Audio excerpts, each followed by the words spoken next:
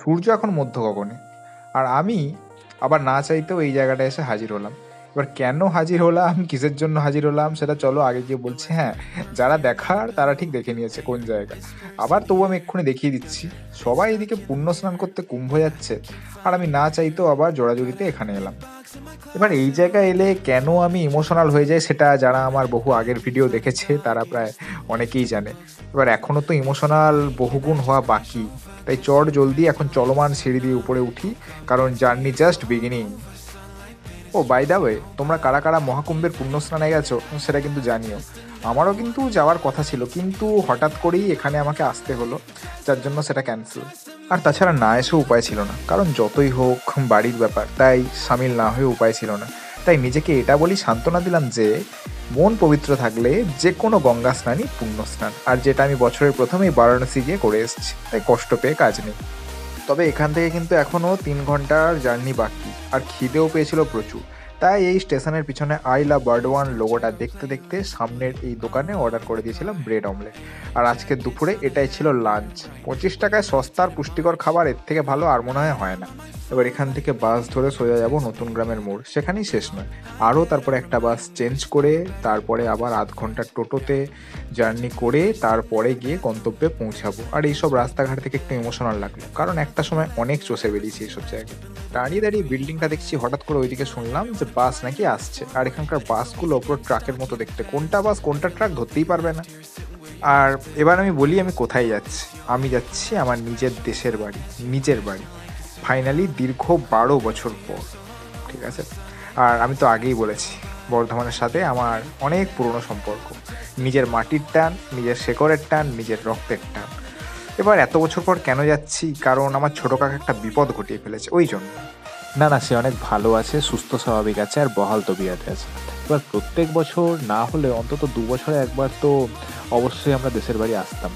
তারপরে 2012-র পর আর আসা হয়নি বলতে পারো।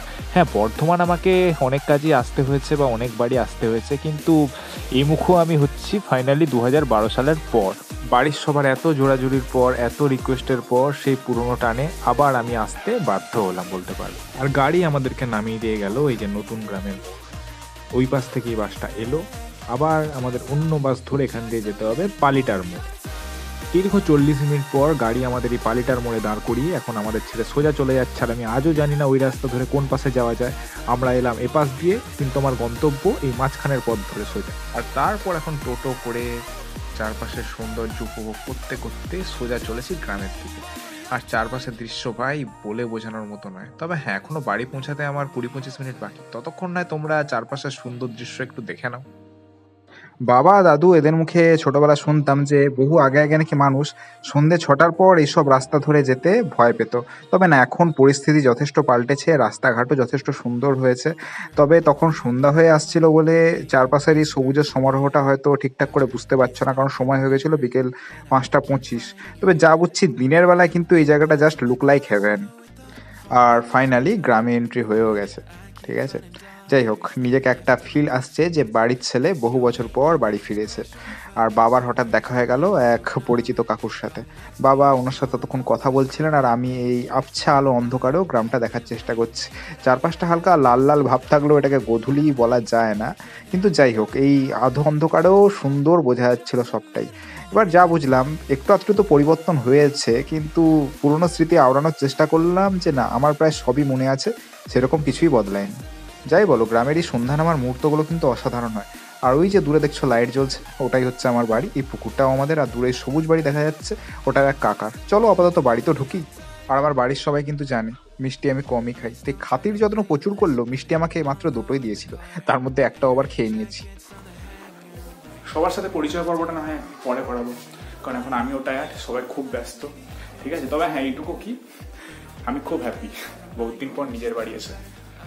ও কাকা, এটা করে তো কাকা গেছিল সর্বনাশ করতে নিজের। আর এই যে এখন পরম নিশ্চিন্তে চা বিস্কুট খাচ্ছে দেখছো, এটি হচ্ছে আমার ছোট কাকা। আর কি বিপদটা ঘটিয়েছে আশা করি তোমরা আগের ক্লিপটা দেখেই বুঝলে। দীর্ঘদিন সিঙ্গেল থাকার পর ফাইনালি 38 বছর বয়সে ওনার বিয়ের ফুল ফুটেছে। আর আমি সেই ছোটবেলার মতো এখনও সেম কাজটা করে যাচ্ছি, শুধু জ্বালিয়েই মারছি এসে থেকে। আর একটু দেরি হলো কারণ কাকু কিন্তু একদম জিরো লেভেল থেকে শুরু করে নিজের ঘর বাড়ি নিজে তৈরি করে সব কিছুর দিক দিয়ে ওয়েল সেটেল হয়ে ওয়েল মেনটেন করে তারপরে একজনের দায়িত্ব নেওয়ার কথা ভেবেছে। তাই নিজের সাম্রাজ্য করতে একটু তো টাইম লাগবেই। আর কাকিমার সাথে কিন্তু আমার আগেই পরিচয় হয়ে গেছে, তাই কাকুকেই এখন জ্বালাচ্ছে। আর এই বাড়িটা কিন্তু ছোট কাকা নতুন করেছে, কারণ আগে এসব কিছুই ছিল না, এই উঁচু বাড়ি সিঁড়ি কোনো কিছুই ছিল না, সব কিছুই কিন্তু নতুন করে করেছে। আর এই এখন আমার পাশে যে পরম নিশ্চিন্তে চা এবং মুড়ি খাচ্ছে সেটা হচ্ছে আমার মেজো কাকা। আমরা যখন আসি তখন সে ঘুমাচ্ছিল, কারণ এই কয়েকদিন ধরে অনেক রাত জাগতে হয়েছে, যার জন্য সে অনেক ক্লান্ত, তাই আর কি। আর আমি জানি অন্ধকারের জন্য কিছুই দেখা যাচ্ছে না, নয়তো আমি আমাদের পুরনো দালান বাড়িটা অবশ্যই দেখাতাম। আর এই অন্ধকারে সত্যি কিছু দেখতে পাওয়াটাও মানে দুষ্কর ব্যাপার, তাই কাল সকাল অবধি অপেক্ষা করা ছাড়া কোনো উপায় নেই। কিন্তু যাই বলো না কেন, এই বাড়ি ঘর রাস্তাঘাট সব কিন্তু একই রয়েছে। এবার দিনের আলো না ফুটলে তো বাইরের কোনো কিছু দেখার জন্যেই, তাই আমি আবার চলে এলাম ভেতরে, যদি কিছু ক্যামেরাবন্দি করতে পারি। এবার উঠোনটা এমনিতে আগে একটু বড়ই ছিল, এবার ছোটো কাকুরা নতুন বাড়ি করার পর একটু সংকীর্ণ হয়ে গেছে, আর নয়তো ঠিকঠাকই আছে বলতে পারো। আর এর মধ্যেই বিয়ের প্যান্ডেল করা হয়েছে। ছোট ঠাকুমা মনে হয় বুঝতে পেরেছিলেন যে আমার খিদে পেয়েছে, যার জন্য আমাকে একটা মিষ্টি খাইয়ে দিল। আমি বললাম আরও একটা দাও, ঠিক আছে। তাই খিদের পেটে আমার সবই ভালো লাগছিল, যতই বলি এটা খাই না ওটা খাই না। তারপরে এই যে পাশে এসে দাঁড়ালো দেখছো, এটা হচ্ছে আমার মেজো কাকিমা। যাই হোক, আমারও খাওয়া হয়ে গেছে, আমি আবার চললাম ঘুরতে। আর বাইরে এসে দেখি আমার জেঠু, আমার কাকু, আমার পিসেমশাই, আমার বাবা সবাই যেন বাইরে একসাথে বসে জটলা করছে। অবশ্য এতদিন পরে দেখা, তাই একটু গল্পগুজব হওয়াটা তো স্বাভাবিক, আর সবাইকে একসাথে দেখেও কিন্তু ভালো লাগছে। তারপর বাবা সমেত সব কাকু জেঠুরা বললেন যে চল আরেক জেঠুর ফার্ম হাউস থেকে ঘুরে আসি। উনি অবশ্য বাইরেই থাকতেন, তাই ওনার সাথে আমার এত বছরের জীবনেই প্রথমবার দেখা। আর ভাই, ওনার ফার্ম হাউসের ভেতরে ঢুকে আমার তো পুরো মাথাই নষ্ট। কেন, সেটা তোমরাও দেখলে বুঝবে। জেঠু অবশ্য সারা জীবন কাজের সূত্রে মিডিল ইস্টেই বেশি কাটিয়েছেন, আর এখন রিটায়ার হয়ে এই গ্রামে এই ফার্ম হাউসটা তৈরি করেছেন। তবে এছাড়াও ওনার লখনৌ, বর্ধমান, কলকাতা এইসব জায়গাতেও আরও বাড়ি রয়েছে। আর ভেতরটা দেখেছো, পুরো ট্রাইবাল অ্যাম্বিয়েন্স একদম দেখে বলে। আর গ্রামে উনি আসেন মাঝে মাঝে চিল করতে, হ্যাঁ এখনও করছেন, যার জন্য আমি ক্যামেরাটা ঘুরিয়ে নিলাম। আমি আর বাবা এখানে বসতে কিছুটা আনকমফোর্টেবল ফিল করলেও জেঠু কিন্তু আমাদেরকে পেয়ে খুব খুশি। আর আমার সাথে প্রথমবার দেখা হওয়ার পরেও আমার প্রতি ওনার এত ভালোবাসা, এত আন্তরিকতা দেখে আমারও দারুণ লাগলো। আর সব থেকে বেশি টেস্টি লেগেছিল ওনার হাতে তৈরি এই স্যালাডটা। সত্যি ভাই, সব থেকে বেশি হেলদি খাওয়া মানে এই জার্নিতে আমার এটাই। যাই হোক, জেঠুর ফার্ম হাউসে কিছুক্ষণ টাইম স্পেন্ড করে এখন আবার ফেরত যাচ্ছি বাড়ির দিকে। এবার অন্ধকার বলে তো আমি চারপাশটা ঠিকঠাক করে দেখাতেও পাচ্ছি না। জেঠুর ফার্ম হাউসটা এখান থেকে তাও কম করে হলেও 400 কি 500 মিটার দূরে তো হবেই।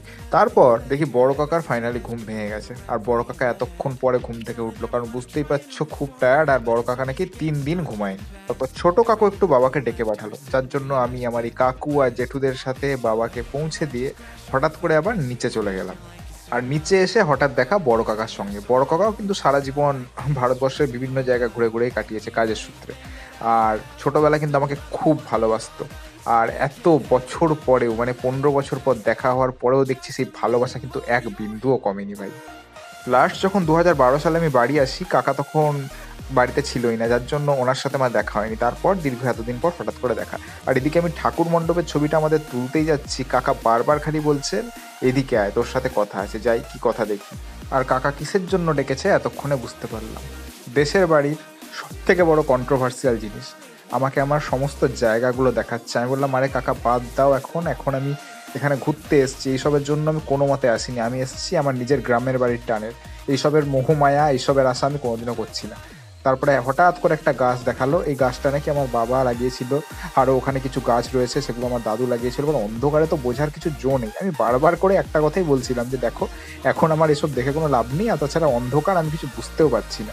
কাল সকালে না হয় দেখিও বললো আরে এ তো শুধু এখানেই শেষ নয়, আরও অনেক কিছুই আছে। আমি বললাম ঠিক আছে, এখন দেখে লাভ নেই, আমি দেখবো সেটা কাল সকালে। আর তাছাড়া এখন অন্ধকার, কিছু বোঝাও যাবে না কোথায় কি বা না। আর এই জায়গাটা কিন্তু আমরা না থাকলেও আমার ছোট কাকা বা মেজো কাকা এরা বলো, অনেক কিন্তু বালি টালি দিয়ে এই জায়গাটা যথেষ্ট ভালোভাবে মেনটেন করেছে। যাই হোক, সকাল হলেই দেখবো আমার সাম্রাজ্য আরও কতটা বাকি। ফিরে এসে দেখি এখানে পিসেমশাই বসে আছে, আর আমাকে মনে করালো আমার ছোটবেলার একটা বদমাশির কথা। আমি নাকি কাতান দিয়ে ওনার ওই গাছটা কেটে ফেলেছিলাম, আর আমাকে এখন নিয়ে যাচ্ছে দেখাতে কোন গাছটা। অবশ্য গিয়ে দেখলাম যে এখনও সেই গাছে কাটা দাগটা রয়েছে। জানি অন্ধকারে তোমরা কিছুই দেখতে পাচ্ছ না। তারপরে পিসেমশাই কিছুক্ষণ গাছটা দেখানোর পর বললেন চলো ঘরে বসে এবার না হয় কথা হবে, ঠান্ডাও পড়ছে। টিকলু বাবা, আমি দাদা এসেছিল। হ্যাঁ, আমি সবার বিয়েতে এসেছি, বড় কাকুর বিয়েতে। টিকলু আমার গাছটা কেটে দিয়েছিল, তারপর লক্ষ্মী টিভি দেখে দিয়েছিল। আমি কালকে আরো গাছ লাগিয়ে দিয়ে যাবো। ওই পিসামশাই, কালকে আমি 100টা কারি পাতা গাছ রোপণ করে যাবো, এর প্রায়শ্চিত্ত হিসেবে যাবো। 100 তোমায় দেবো, আর 100 দেবো। মজা ওই লাগছে। গাছটা থেকে না প্রচুর গাছ ছোট কাকা বিক্রি করেছে। এখানে আবার সব দিয়ে দিয়েছে, প্রচুর আর জায়গা। ওই গাছগুলো আমাকে দিও, আমি ওগুলো এবার লাগিয়ে দেবো। কেন ও তো সেই থোকা থোকা বীজ ধরে হ্যাঁ। দিয়েছি করে আর এই হচ্ছে আমার পিসি আর পিসেমশাইয়ের একমাত্র ছেলে, ঠিক আছে। আর পিসেমশাইয়ের সাথে তো তোমাদের আগেই পরিচয় করেছি। আর এটা হচ্ছে আমার পিসি। পিসি বলতে আমার সেজো দাদুর একমাত্র মেয়ে। ভাইয়ের সাথে এটা আমার প্রথমবার দেখা, তাই একটু হয়তো লজ্জা পাচ্ছিল। আসলে ওর জন্ম 2016 সালে। আর ওকে দেখে আমার মনে পড়লো যে আজ যদি ওর দাদা থাকতো তাহলে হয়তো আমার সঙ্গই ছাড়তো না। বলছিলাম ওর দাদা মানে রাজেশ তার কথা। সে ছিল আমার থেকে 1.5 বছরের বড়। তার সাথে আমার শেষ দেখা 2012 সালে। হ্যাঁ, শেষ দেখা বললাম কারণ 2014 জানুয়ারি মাসে একটা দুর্ঘটনায় ও প্রাণ হারায়। তাই আমার ওর কথা মনে পড়লেও মাঝে মাঝে খুব খারাপ লাগে, কারণ ওর সাথে আমার বন্ধুত্বটা দারুণ ছিল। তারপরে 2016 সালে আমার ভাই আসে, আর ওকে নিয়ে ওর মা বাবা নতুন করে বাঁচতে শেখে। That's it. তারপর চলে এলাম খাওয়ার জায়গায়। অবশ্য খাবার আমি আর সেরকম কোনো ভিডিও করিনি, কারণ আমার খুব খিদে পেয়েছিল। আর খাবারে ছিল ভাত, ডাল, আলু পোস্ত আর মাছের ঝোল, ব্যাস। খাওয়া শেষ করে বাড়ি ঢুকছি, হঠাৎ করে শুনতে পাই পুকুরে যেন একটা বড় ভারী কিছু পড়ে যাওয়ার আওয়াজ। গিয়ে সেখানে দেখি জল একদম শান্ত, কোনো কিছুই নেই। কে জানে আমার কি মনের ভুল না আমি কানে ভুল শুনলাম। তারপরে আবার ফেরত আসতে যাচ্ছি, আবার শুনলাম সেরকম কিছু যেন একটা কেউ ছুঁড়ে ফেললো। তৎক্ষণাৎ গিয়ে আমি আবার চেক করি, আবার দেখি সেখানে কিছুই নেই। একবার মনে উকি দিল কে জানে ভূত টুত নাকি। পরে বুঝতে পারলাম হয়তো মাছ টাছ লাফাচ্ছে, কারণ পুকুরে চাষ হয়। রাত্রেবেলা থাকার ব্যবস্থা হয়েছিল ওই মেজো কাকার ঘরটায়। নিচে অবশ্য বড় কাকা থাকে এই রুমটাতে, ঠিক আছে। অবশ্য আমরা এলে বেশিরভাগ এখানেই থাকি। আর এই হচ্ছে আমার মেজো কাকার ছেলে। আর মেজো কাকা এখন বিছানা করতে একটু হেল্প করছে, ঠিক আছে। আমি অবশ্য এখন হাত লাগাচ্ছি, কারণ যতই হোক রাতও হচ্ছে, ঘুমও পাচ্ছে। তারপরে মেজো কাকা অনেক সুন্দর করে বিছানা করে দিয়ে মশারি টাঙিয়ে আমাদেরকে বলল, তোরা ঘুমো, আমার কিন্তু আসতে রাত 2টো বাজবে, তাই তোরা জেগে থাকিস না, তোরা অনেক টায়ার্ড, তোরা ঘুমিয়ে পড়, ঠিক আছে। তাই চট জলদি বেশি দেরি না করে আমিও ঘুমিয়ে পড়লাম। মানে ঘুমাইনি, শুলাম আর কি। ঘুম কি আর এত সহজে আসে? আর যাই হোক না কেন, তখন রাতও হয়ে গেছিল 11:30। টায়ার্ড তো লাগছিল, কিন্তু ঘুম সহজে আসছিল না। তাই আবার আমি চলে এসেছিলাম রাস্তায় পায়চারি করতে। তারপর আর কি, বাবার বকা খেয়ে আবার আমাকে রুমে ফিরতে হলো, কারণ যতই হোক রাত 12টা বেজেছে, ঘুমাতে হবে। তো ভিডিও আপাতত এখানেই শেষ। খুব জলদি কিন্তু সেকেন্ড পার্টও আসছে, কারণ এখনো অনেক কিছুই দেখানোর বাকি। আর ওই যে দেখছো আমার বাবার ওই পাশে আমার ভাই। আমার ভাইয়ের বয়স ছিল 3 বছর যখন ওর সাথে আমার শেষ দেখা হয় 2012 সালে। যাই হোক, খুব জলদি সেকেন্ড পার্ট আসছে। ততক্ষণ অবধি তোমরা সবাই খুব ভালো থেকো, আর লাইক কমেন্ট শেয়ার করে পাশে থেকো।